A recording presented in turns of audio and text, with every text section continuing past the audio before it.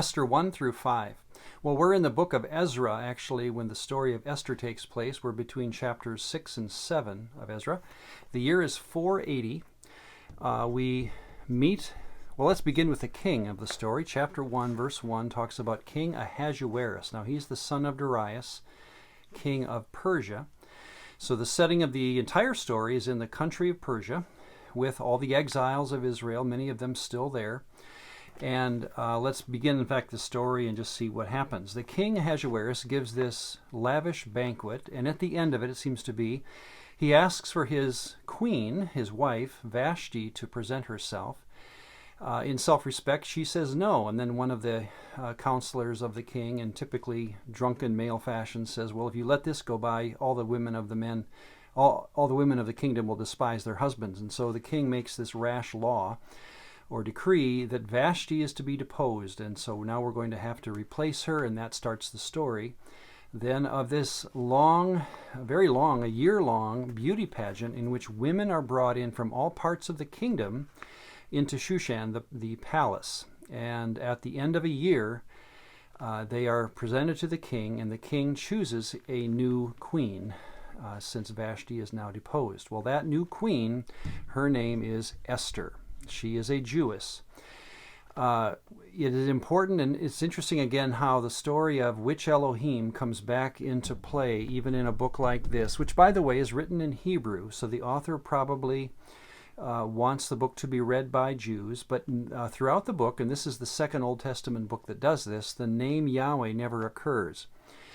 Probably because, again, it's written in Persia, so he wants a vast audience of both Jews and Persians probably to read this book.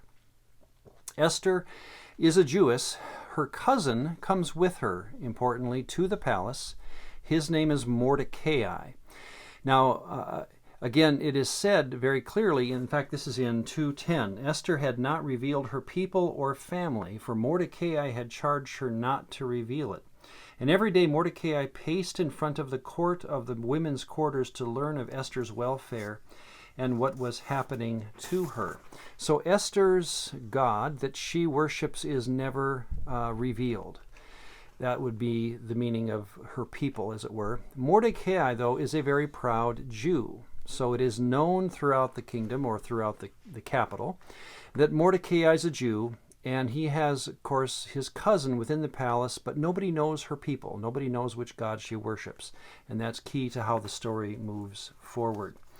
Well, while sitting in the gate one day, Mordecai overhears of a plot between some of the court officials who are thinking of killing the king. Mordecai tells Esther about the plot. Esther tells the king, and chapter 2 ends this way. When an inquiry was made into the matter, it was confirmed, and both were hanged on a gallows. And it was written in the book of the Chronicles in the presence of the king, and then, importantly, promptly forgotten. So that's how chapter 2 ends. Chapter 3 introduces a person for the first time. His name is Haman.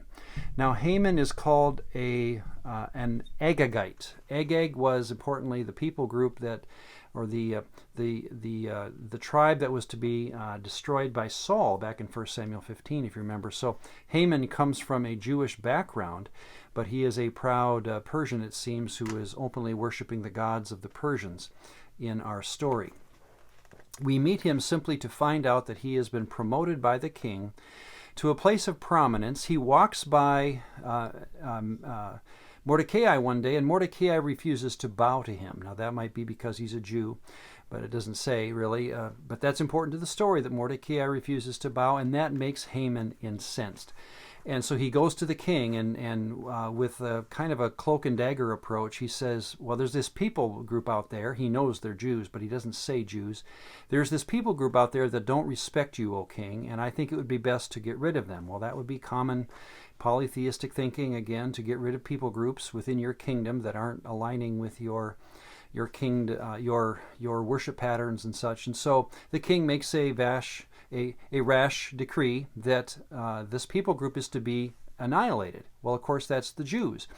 Mordecai finds out about this, and he is seen by Esther to be very sad one day. Esther comes to him and says, "Cousin, why are you so sad?" And he says, "Our people, the Jews, have been determined to be annihilated by Haman."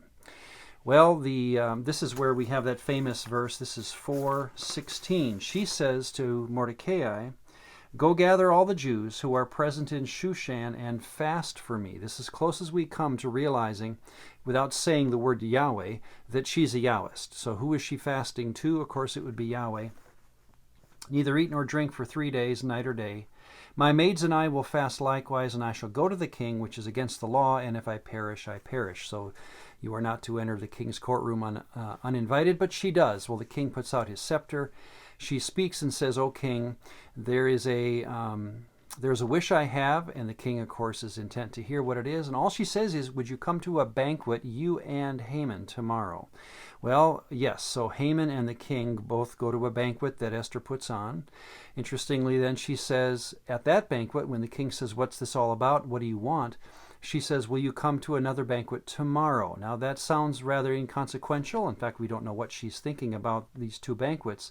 But it's so important to the story that we have two banquets with a night in between. Why is that? Well, number one, Haman goes back home, and on the way, Mordecai once again refuses to bow. He is so angry that his wife notices it and says, "Why don't you just build a gallows, put it on a hill 50 cubits high, and hang him?" To which Haman thought that's a great idea.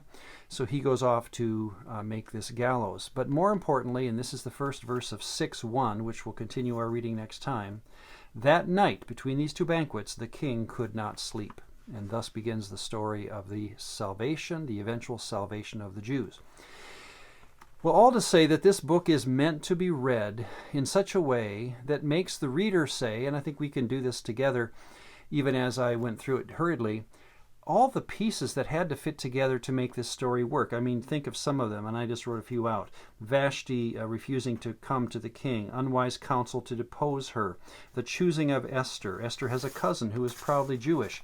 Esther's Jewishness is being hidden from the king. Mordecai discovers the plot, the promotion of Haman. You could go on and on and on. Every piece of this story, as it's placed in line, makes one say, "My goodness, how intricate can we be?"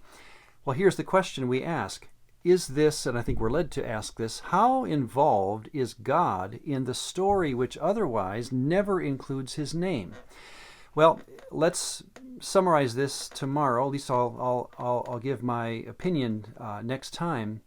But let me just say it this way, that within the larger story of the Bible, and again, I would always recommend that the larger story has to do with which Elohim does a person worship, there are many sub-stories, correct? And sub-stories can be debated, I think, very openly by people who agree on the main story of the Bible.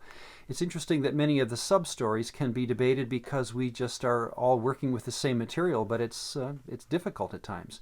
Here's one of those sub-stories that we, again, don't have to agree on, but I think it's part of our thought pattern, and that is, well, is this God involved in this story or is he not? And, well, or is there something in between? And so let's talk about that next time. This great question of, is God observing this interesting story, or is he actually involving himself not only in the lives of his followers, but the lives of those who don't follow him?